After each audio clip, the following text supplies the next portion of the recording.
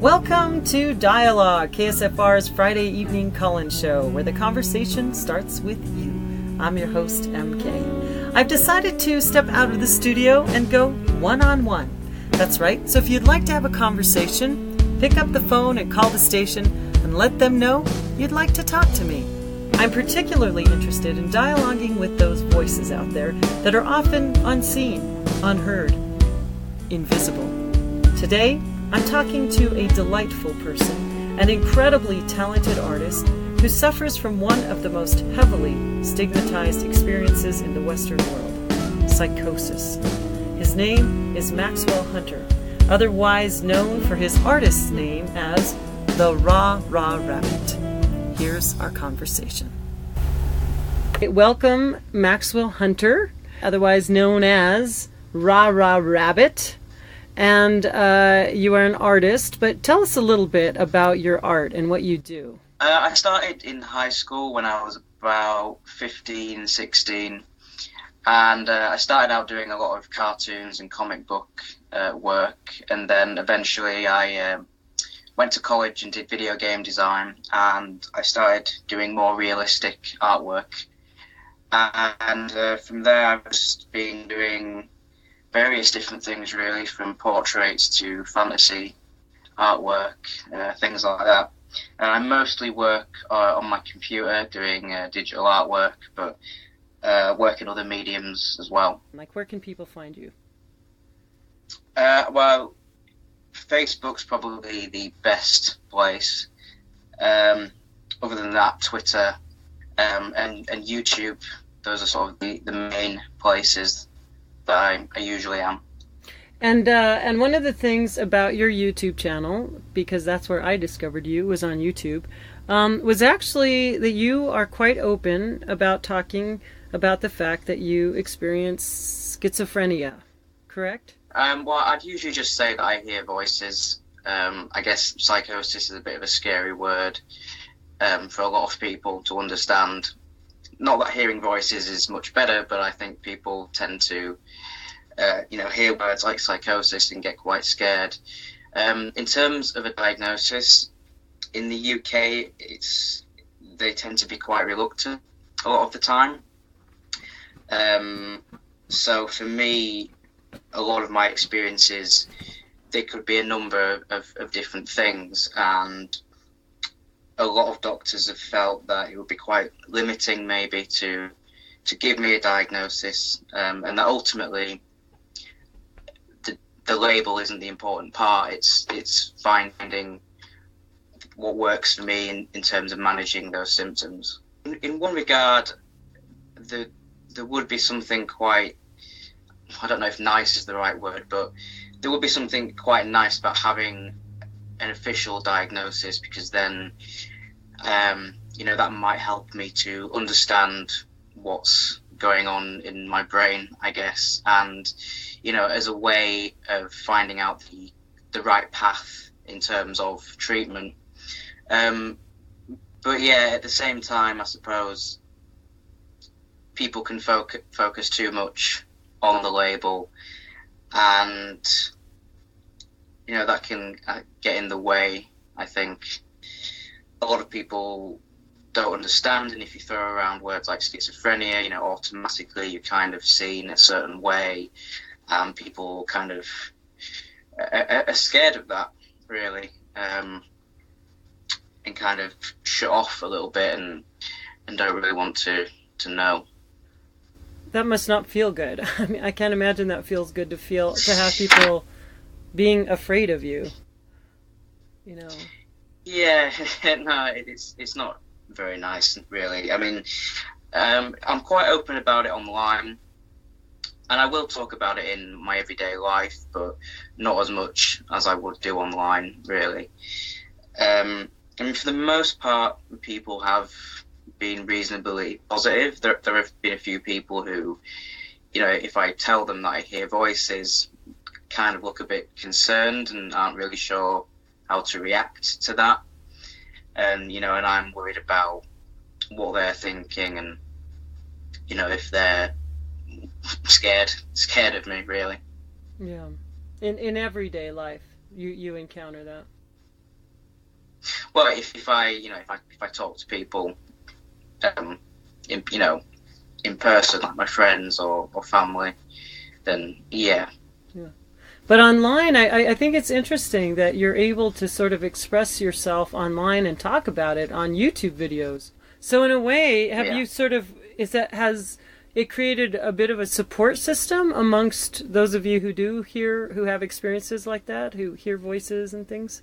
Yeah, I mean, I'll just get a lot of people kind of messaging me saying, thank you for making this video and thank you for talking about these things. And, even people who don't hear voices but who have some kind of mental health related issue, they start talking to me about it. And, I feel happy that I've been able to give that to somebody and they felt comfortable enough to then open up to me. And it's just creating that space where people aren't ashamed to really talk about these sort of things.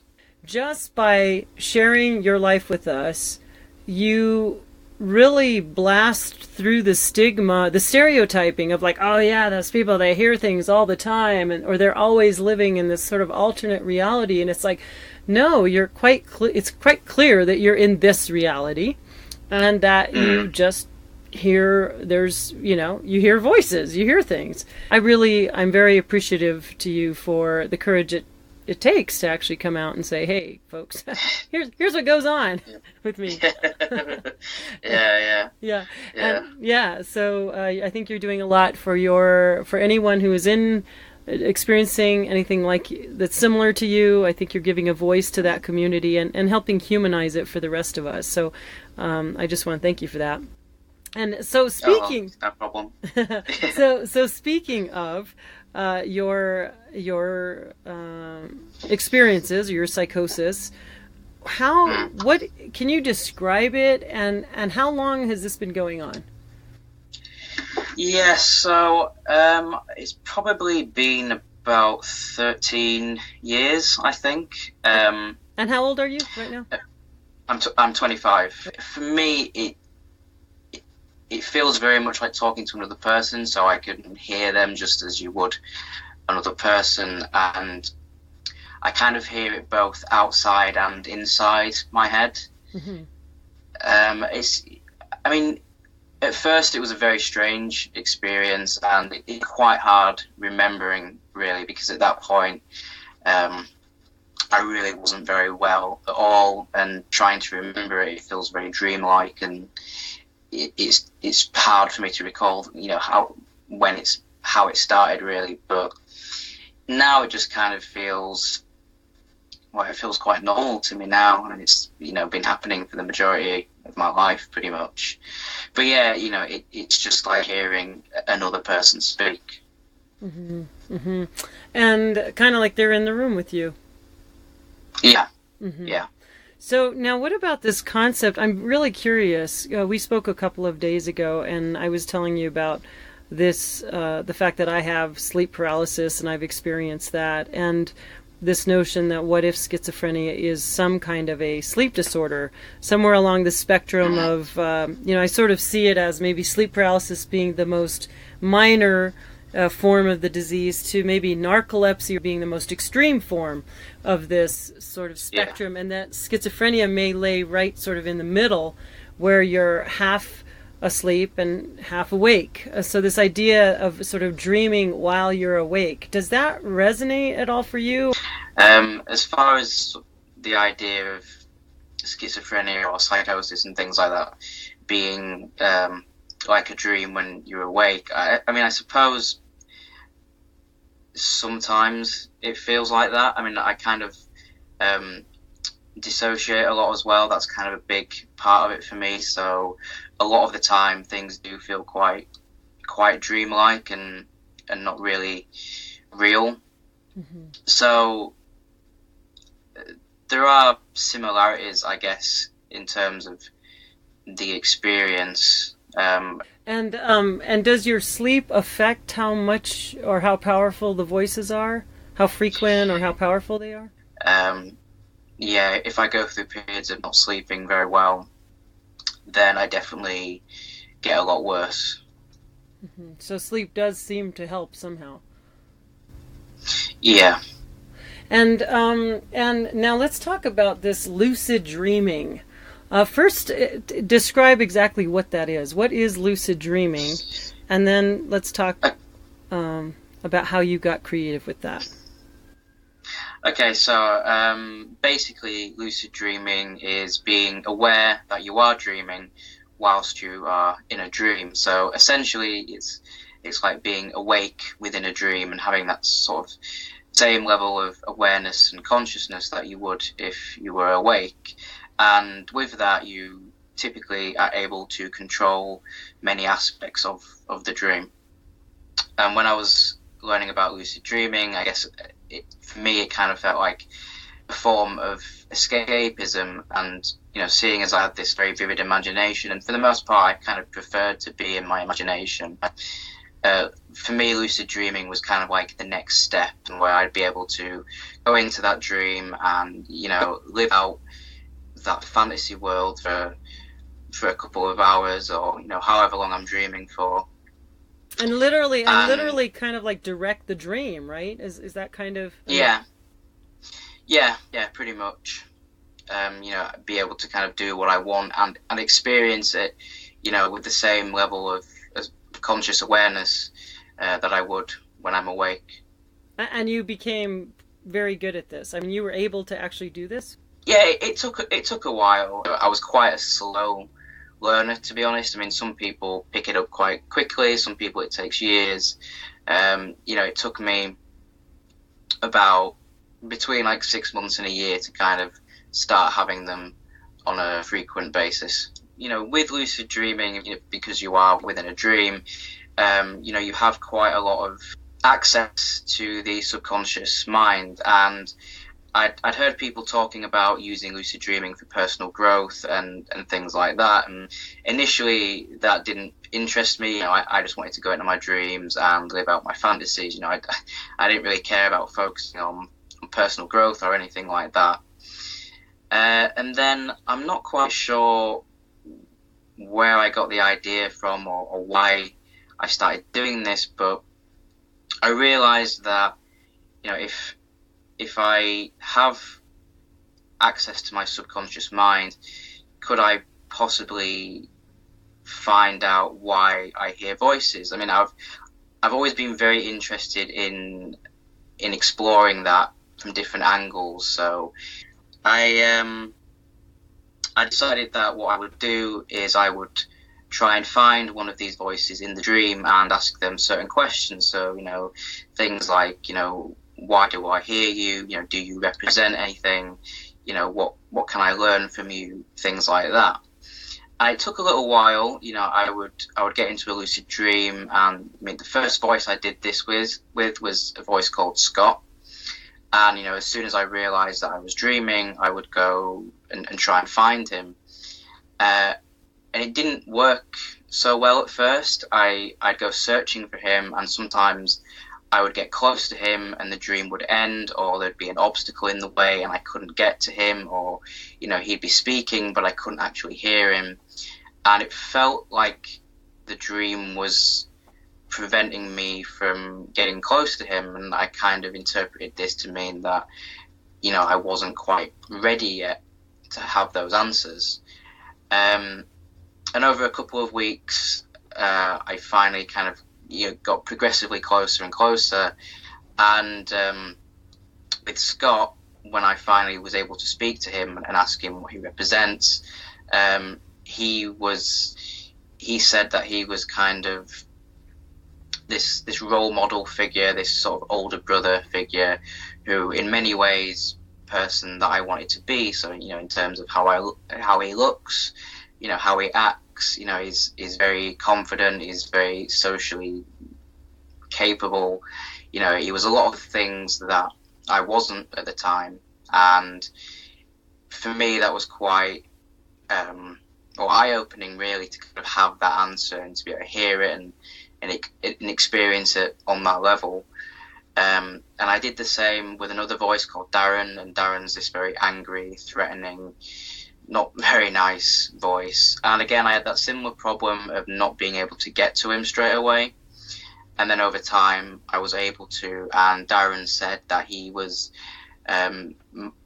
sort of like my anger. That's what he represented. He was all this negative emotion and negative energy and all of this sort of built up anger. And in many ways, he was sort of there to protect me from those feelings. Like, he kind of felt them for me. And that was a particularly good one, because I felt like I could understand him more, and I could understand why I hear him, and I guess what my brain is doing. And I kind of felt closer to him maybe afterwards. I mean, I still have a lot of problems with Darren. He's still very angry. He still isn't the nicest voice to have around. But now that I kind of understand him more and understand why, I experience him, it's made it easier for me to kind of work with him and not necessarily push him away. And I guess just, have a better relationship, really. So, and then once you met them in your dream life, then in your wake life, when you hear them, did that change the relationship or the power of those voices or the intensity or frequency of them? Yeah, not so much the frequency. I mean, I still hear them on a regular basis, and I'm not too bothered about that really, because I kind of accept that this is how my brain works, and in many ways, I don't really mind that. And for me, I don't see the goal is to get rid of them, but the goal is to understand them and understand,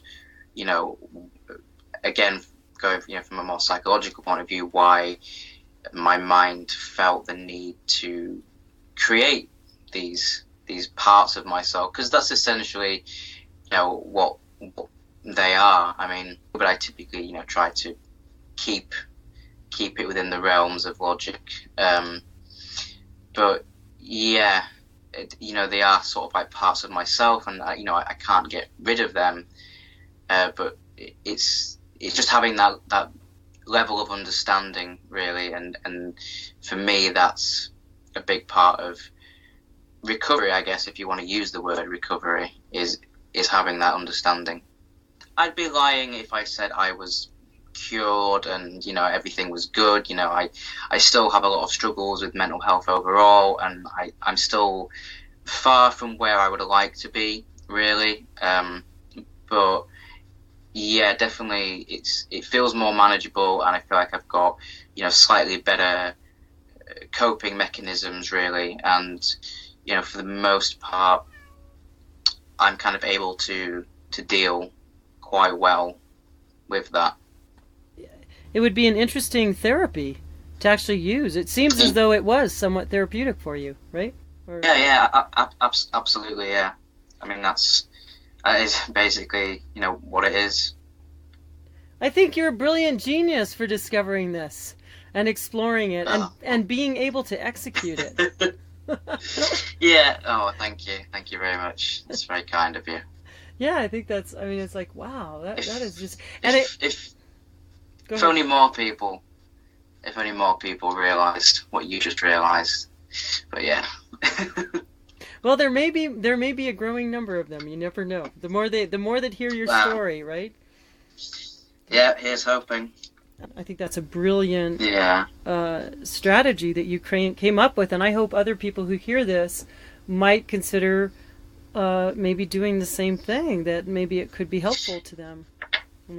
Yeah, that's kind of what I'm hoping to do.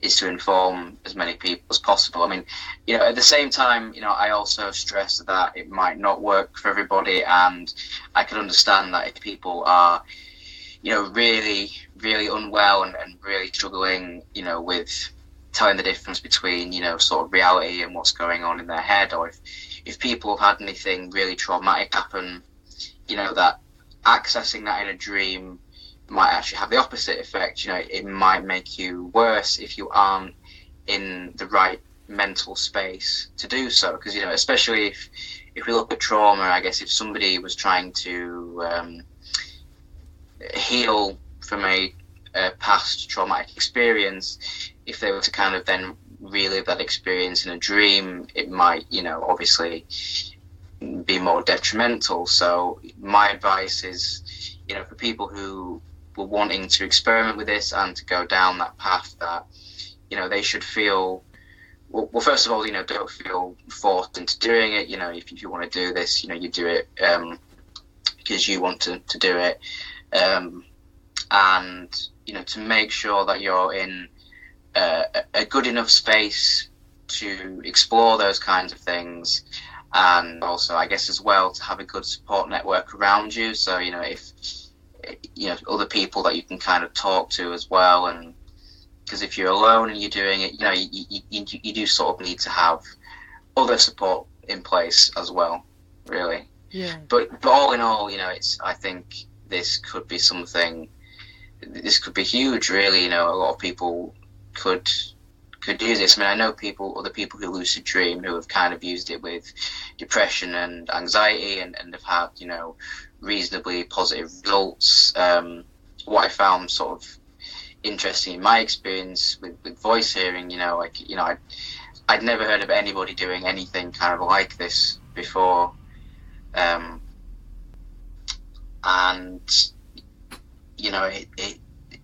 to me, I don't know, to me, just, it seems like a huge thing, because I guess a lot of the time, and we're kind of going onto the medication side of things now, I'm not anti-medication by any means. Some people, I think medication is the right choice. It helps them, they can live the life they want to live. But it seems a lot of the time you're masking those symptoms. You're not really getting to what the actual problem is, and it's not really doing a lot to help in that regard. So with this, kind of having an understanding of why this could potentially be happening, why you're having these experiences, and how you could then take that information and apply it in waking life and do something about it, is far more beneficial, really, than just kind of medicating it. Again, I don't want to sound like I'm being anti-medication, and if that's what people need, then by all means. But this is just another option, I guess. Yeah. Did you ever feel that there were any drugs that made it worse for you? No, I've been on plenty antidepressants.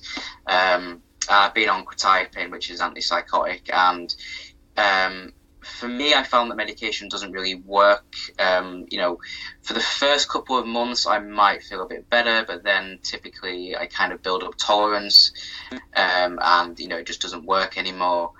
I am quite thankful. Like when I was taking quetiapine, that helped me to sleep, and it kind of took away, some of the. It kind of helped take away some of the things that I was seeing, because at the time I wasn't sleeping very well, and I was getting very anxious around sleep, and I was kind of seeing things a lot. And for me, that it kind of took that away, and it kind of made things more tolerable.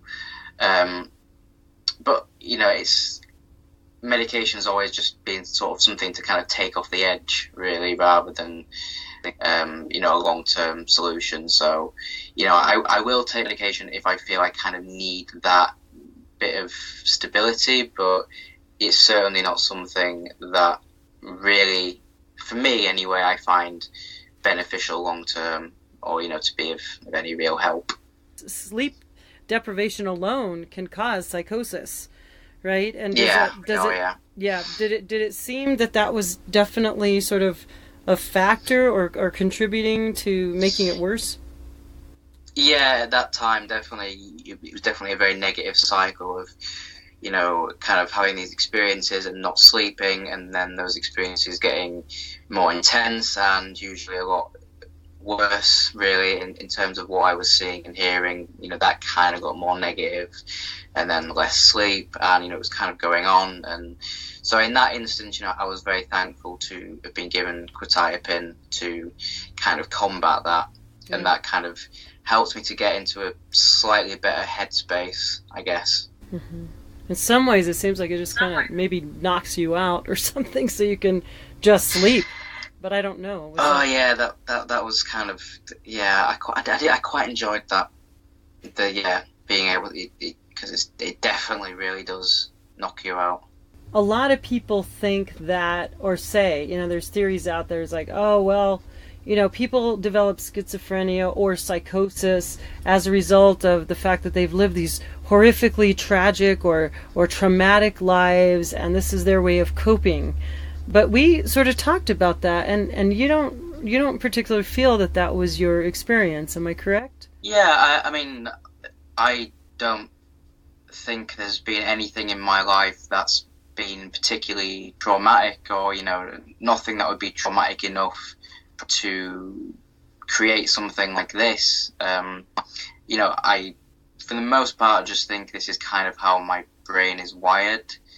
And maybe in some ways, because I work a little bit differently from other people, it's been quite hard to form connections with other people. And, a large part of my life, I suppose I felt quite lonely because I haven't really, I've been quite different from other people. I can understand, there definitely are cases where people have had, something really traumatic happen, and, this has kind of come about as a result of that. But then at the same time, there are people who have been through trauma and haven't developed, schizophrenia or PTSD or any kind of big mental health thing. So, there's more to it than that narrative. Yeah, it certainly makes you wonder for sure, because exactly what you just said. I mean, why do some people have it and some people don't? And that's why for me, my own fascination is this notion that it could somehow be related to more of a sleep pattern of some kind, or sleep disorder, and that it's somewhat of a biological imperative, and that maybe that trauma has a way of, how should I say, setting it off or bringing it to the forefront. What was an underlying, maybe already vulnerability there. And in fact, I was curious about that. Do you find that when you are more stressed, or like what makes these episodes more severe? Stress definitely is a large part of that. More depressed or more anxious, or all of that contribute greatly to how much I'm gonna hear things. Or I do sometimes see things not as common, but the more stressed I am, the more I feel kind of disconnected from the world around me, and the more I'm kind of dissociating and all of that. Everything kind of gets worse. But yeah, stress is usually sort of, if I was kind of trace things back, stress is usually sort of the point where things get worse. I'm not saying that not I think almost everybody has some form of trauma in their life, and is trying to put those pieces together, and the dreams in many ways act in our lives to help us put the pieces together and help us process that. I mean, it's even sort of known that that's what one of the roles, right, that dreams play. And so I was curious about you talking about this idea that you sort of have other issues of kind of depression and things like that.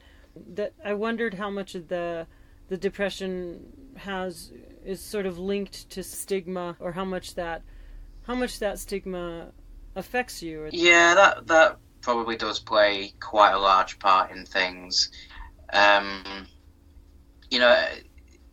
It's difficult to talk about with people, and even people who are willing to listen, and people who, for the most part, are understanding, it's still difficult for them to grasp, and you just feel quite lonely with it, really. I mean, that's kind of a huge part of it, is the isolation and not feeling able to really share those experiences with other people. And even if I've because with a lot of my voices, they're kind of neutral. They're not good, they're not bad, they're just like people, and I can have a pretty pleasant conversation. But then I don't feel able to go and like talk to my friends or my family and say, oh, I've been speaking to Scott, because it's for them that's very weird, which is understandable. That I've just been sat in my room, basically talking to myself.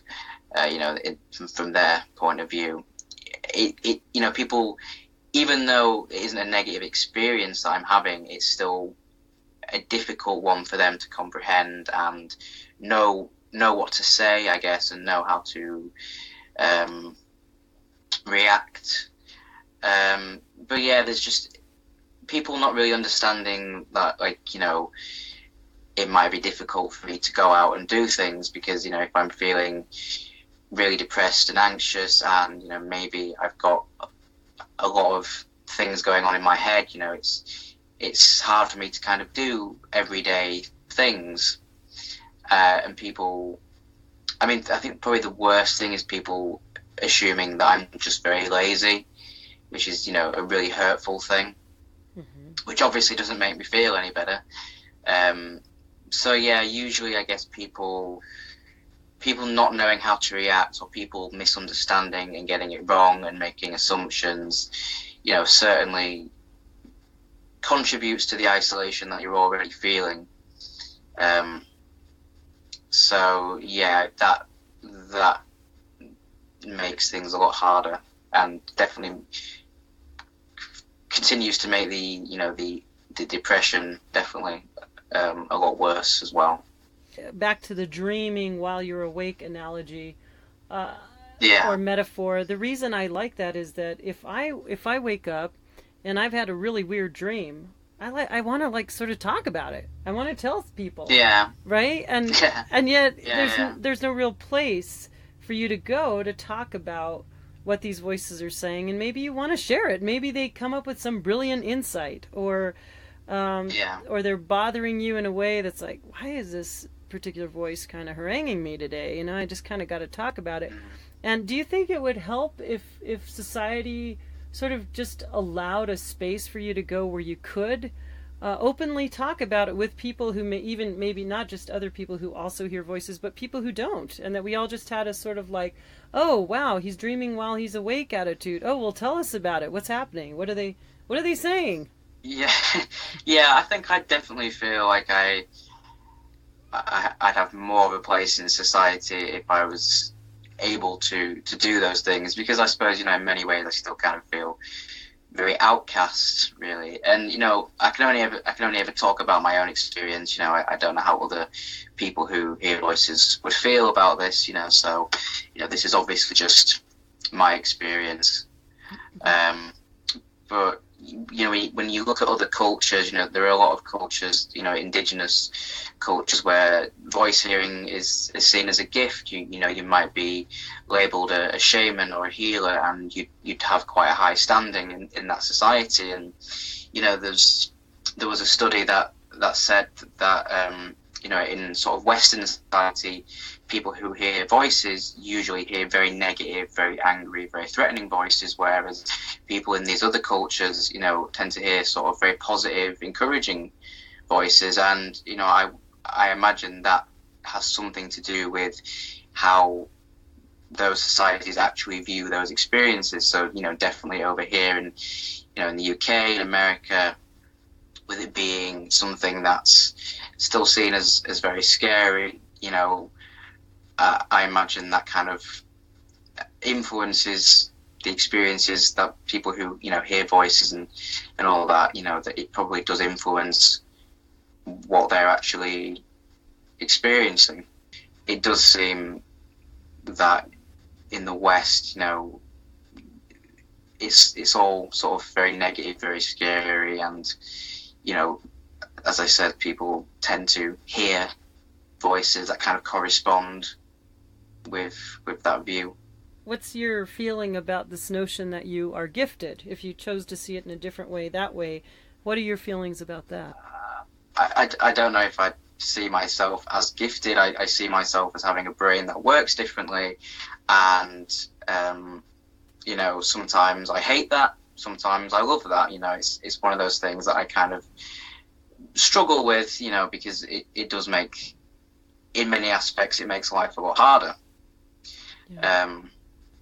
But I try to see it from a positive angle, and I try to learn from it as best I can. Again, as I said, I can only talk about my experience, and I'm sure there are plenty of voice hearers and people who have psychosis who absolutely hate this experience and would do anything to rid themselves of it. So again, I feel the need to stress that this is only, my experience, and not to see me as an authority on the subject.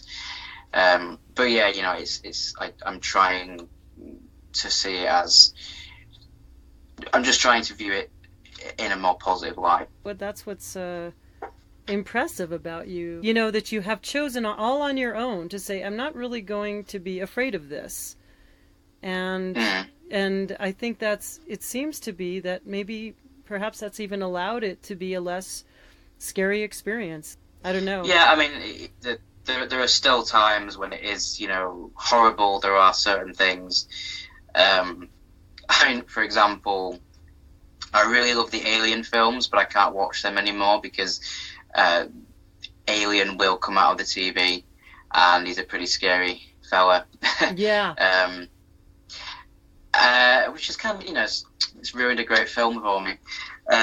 Doesn't happen all the time. If I'm watching it with other people, I'm usually okay. But there have been times when, I've seen that, and that is just, you can tell yourself over and over again it's not real. But honestly, it doesn't matter. In that moment, you can't. That thought process doesn't really work. So yeah, there are things that aren't nice. So, I prefer not to experience those, but that's part of the package, I suppose. But yeah, it's just trying to find ways of dealing with that, and staying away from things that could potentially trigger those kind of things. Just understanding how you work. I mean, that's kind of what I was doing with the lucid dreaming stuff, and delving deeper into that was, if I can understand why my brain has created these sort of, well, you see, I kind of view the voices as different parts of myself, maybe parts of myself that haven't developed properly, like maybe certain emotions that I just haven't ever learned how to express properly, or just different. I mean, we all have different aspects of ourselves. We all have we have many layers to our personality. And I kind of think, for me, it's almost as if those layers have kind of split off and kind of become their own people in a way. Can you describe the level or the variety of them that do exist for you? I mean, I hear quite a lot, but there are 5 main voices, and those 5 main voices are all male. I mean, I do kind of get other random voices every now and again, which will just kind of come out with just bizarre comments. But typically it's just those 5. Well, I've already mentioned Scott. I mean, one of the things that's quite interesting about them, or at least I find it interesting, is they all age. So, every year they get, a year older. They all kind of seem to have their own lives going on. So when I met Scott, I think I was 13. He would have been about 18 or 19. He's 30 now. So I find that really interesting, that they grow up and have sort of their own lives going on. And it's kind of a bit of a weird variety. Like, I've got one voice that's American, and that was quite a bit of a shock to hear the first time that I heard him, because I was in a restaurant, and I just kind of heard this American person speaking, and obviously, that kind of caught my ear. And I was looking around at all the different tables, trying to figure out who this person was, and then it kind of suddenly dawned on me that, oh, this is in my head. So that was that was an interesting moment. But yeah, there's a variety of different people going on. I can understand why that would be very distracting. I mean, I can't even concentrate when I've got the radio on, and I'm trying to write something. So I can't imagine. Yeah, I mean, it's exhausting having me in my head. So having the addition of 5 other people is definitely it's not easy work. Yeah, it would probably be, again, back to people who don't have this experience, sort of like those people that you see, you go into like your big box store and you see these people wearing their headphones and they have all their coworkers in their ear talking to them. Oh, right. Right? While they're trying to have a conversation with you. And I always think to myself, my God, I could never do that. It would just drive me nuts. I'd be like, I can't, I mean, it would, I think it would be a practice to have to tune those voices out, and I imagine that's sort of what you kind of have to do every day. You don't get to take the headphone off. You have to just... Nah, not really. Yeah. Are any of them, have they been at all present in our conversation? No, I'm trying very hard to not kind of focus on them, because I'm worried that if I start thinking too much, maybe they will turn up. But so far, everything has been quiet. In some ways they can be quite considerate and allow me to have time to do these things. Yeah, maybe they're like, look, give him a break, let him just have a conversation. But I mean, there have been times when I've kind of been getting ready to film a video for my YouTube channel, and I've kind of had to wait a little bit for them to go away. So there are moments like that. And there have been a lot of moments where I've been in a conversation with somebody and then, kind of had to ignore these voices that are starting to kind of come in and say things. Especially if a voice has something to say about the person that I'm speaking to. Yeah. Which is always quite a challenge. Oh, interesting. Right. It's like, oh, God. And I mean, are you ever tempted to slip and say what they're saying in your ear, like aloud? Well, so far I've managed to not do that. So, yeah. But might that be an easy slip? Would that be easy to do? Or not really? Yeah, maybe sometimes. It's there have been times I've had to sort of slow down with what I'm saying just so I can kind of catch my thoughts and remember which thought's mine and what it is that I want to say. Interesting. Did you ever find you had to develop kind of strategies to be like, okay, hold on, how am I going to decipher between what's my waking voice here in this world and then what's the hallucination voice?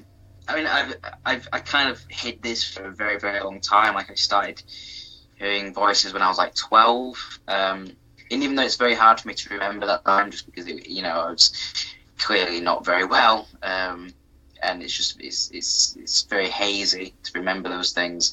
I kept it hidden really well. I mean, I think people noticed that something wasn't quite right, but then at the same time, I was kind of going through puberty, and people kind of expect you to be kind of withdrawn and a bit miserable during that period, so nobody kind of thought there was anything more to it than that.